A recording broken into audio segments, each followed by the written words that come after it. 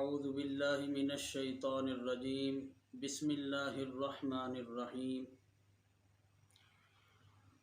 हज़रात मोहतरम, कुरान करीम को अच्छी आवाज़ के साथ पढ़ना, कुरान करीम की खुश इल्हानी के साथ तिलावत करना, ये हुज़ूर अलैहिस्सलातु वस्सलाम की सुन्नत मुबारका है। अबू दाऊद शरीफ के अंदर हदीस मुबारका में हुज़ूर अलैहिस्सलातु वस्सलाम ने इरशाद फरमाया, ज़य्यिनुल कुरआना बिअस्वातिकुम।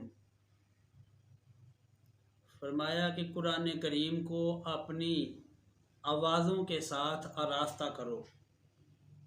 इसी तरह अल-मुअज्जम की रिवायत है, हुज़ूर अलैहिस्सलातु वस्सलाम ने इरशाद फरमाया, लिकुल्लि शैइन हिलियतुन व हिलियतुल कुरआनी हुस्नुस सौत।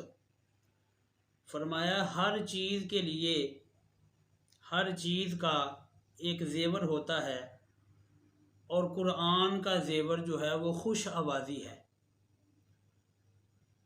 तो कुरान करीम जो है इसको खुश आवाज़ी के साथ पढ़ना, अच्छी आवाज़ के साथ पढ़ना उतनी देर तक ये मुमकिन नहीं है कि जब तक हम कुरान करीम के जो तजवीज़ के, जो किरात के जो कवायद हैं उन पर अमल नहीं करेंगे, उतनी देर तक कुरान करीम को खुश आवाज़ी के साथ पढ़ना मुमकिन नहीं है।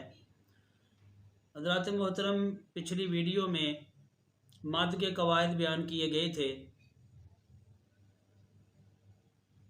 हरूफ़े मद्दा के बाद जब मद के दो सबब में से कोई एक सबब आ जाए तो वहाँ मद बनती है। पिछली वीडियो में मद के दो सबब हैं, हमज़ा और सुकून। तो पिछली वीडियो में हरूफ़ मद्दा के बाद जब हमज़ा मद का सबब आ जाए तो वो वाली मद्दे जो हैं उनका बयान हुआ था। दो किस्में बयान हुई थी, मद्दे मुत्तसिल और मद्दे मुनफसिल। आज जो है वो हरूफ़ मद्दा के बाद जब मद का सबब सुकून हो, यानी कि साकिन जज़म हो, वो वाली जो मद्दे हैं आज बयान की जाएंगी। और उनकी दो किस्में हैं, मद्दे लाज़म और मद्दे आरिज़।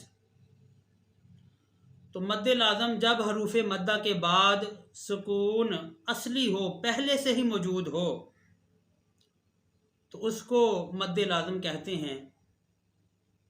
जैसे कुरान करीम के अंदर लफ्ज़ आता है दाब्बतिन वहाज्जहू,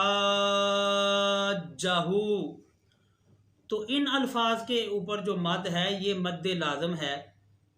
कि हज़रात मोहतरम जो शाद वाला लफ्ज़ होता है वो दो लफ्ज़ होते हैं। जैसे मैंने लफ्ज़ बोला दाब्बतिन, तो असल में दाब बातिन है लफ्ज़, यानी कि बा के ऊपर शाद है, बा दो मरतबा है।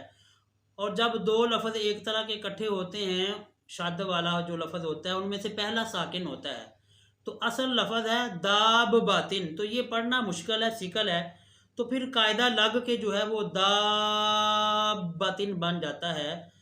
तो असल लफ्ज़ है दाब बातिन।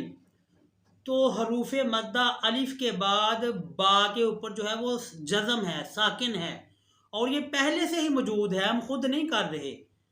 तो ये जो है ये मद जो है मद्दे लाज़म है। दूसरी, और ये इसकी सबसे ज़्यादा लंबी मिकदार जो है इस मद की होती है, सबसे कवी जो मद है वो मद्दे लाज़म है। इसको 3 अलिफ से लेकर 5 अलिफ तक जो है वो लंबा किया जाता है। कुरान करीम के अंदर बहुत सी इस मद की मिसालें हैं। तो जब हरूफ़ मद्दा के बाद मद के दो असबाब में से सुकून जो है वो असली आ जाए, दूसरा सबब जो है असली आ जाए, पहले से ही मौजूद हो, तो उस मद को मद्दे लाज़म कहा जाता है। जैसे दाब्बतिन वहाज्जहू, और भी बहुत सी इसकी मिसालें हैं। तो दूसरी मद की किस्म जो है वो मद्दे आरिज़ है, यानी कि जब हरूफ़ मद्दा के बाद जज़म जो है, सुकून जो है वो आर्जी हो। सुकून हो ना, हम आर्जी तौर पे उधर वक़फ़ करें, सुकून करें, तो उसको मद्दे आर्ज़ कहते हैं। जैसे जब भी आयत ख़त्म होगी अल्हम्दुलिल्लाहि रब्बिल आलमीन, तो लफ़ज़ है रब्बिल आलमीन, ना नून के ऊपर ज़बर है, तो जब हम वक़फ़ करेंगे तो नून के ऊपर जो है वो जज़म बन जाएगी, नून साकिन हो जाएगा, रब्बिल आलमीन।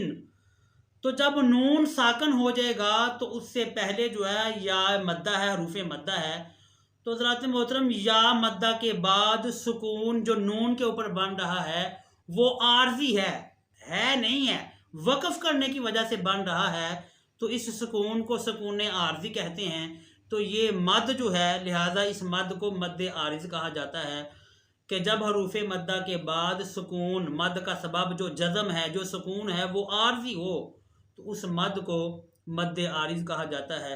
مالک یوم الدین، ایسے ہی جہاں بھی آیت ختم ہو، یؤمنون، ان اللہ علی کل شیء قدیر، تو جب بھی آیت ختم ہو، یہ جتنی بھی مثالیں میں نے پیش کی ہیں ان میں جہاں بھی آیت ختم ہو رہی ہے تو اس میں مد عارض ہے، تو اس کی مقدار بھی جو ہے، اس میں طول جو ہے وہ اولا ہے، لمبا کرنا اولا ہے، توسط بھی کر سکتے ہیں، درمیانی مقدار میں بھی اس کو پڑھ سکتے ہیں، اور قصر بھی جائز ہوتا ہے، لیکن جو مد لازم ہے اس میں اس کو سب سے قوی مد جو ہے وہ مد لازم ہی ہے۔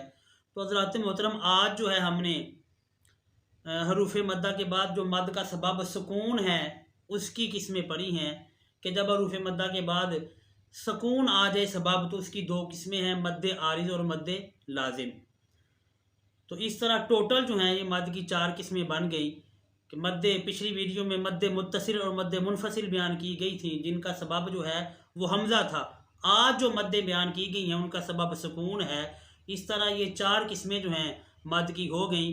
اگر ہم ان چھوٹے چھوٹے قواعد کو یاد کر لیں کہ حروف مدہ کے بعد جب مد کا سبب آ جائے تو وہاں مد بنتی ہے، تو حضرات محترم قرآن پاک کے اندر بے شمار الفاظ ہیں جن کے اوپر مدیں ہیں، پھر ہمیں یہ بھی پتہ چل جائے گا کہ یہ مد متصل ہے، مد منفصل ہے، مد لازم ہے، مد عارض ہے۔ صرف یہ چھوٹی سے قواعد جو ہیں، چھوٹے چھوٹے قواعد یاد کرنے سے یہ ساری جو ہے باتیں یاد ہو جاتی ہیں، اور قرآن کریم جو ہے وہ صحیح پڑھنا جو ہے بہت حد تک جو ہے قرآن پاک صحیح پڑھنا جو ہے ممکن ہو جاتا ہے۔ اللہ تبارک و تعالی کی بارگاہ میں دعا ہے کہ آج کا جو یہ درس ہوا ہے، اللہ تبارک و تعالی ہم سب کو اس کو یاد رکھنے، اس پر عمل کرنے اور دوسروں تک پہنچانے کی توفیق عطا فرمائے۔ وما علینا الا البلاغ المبین۔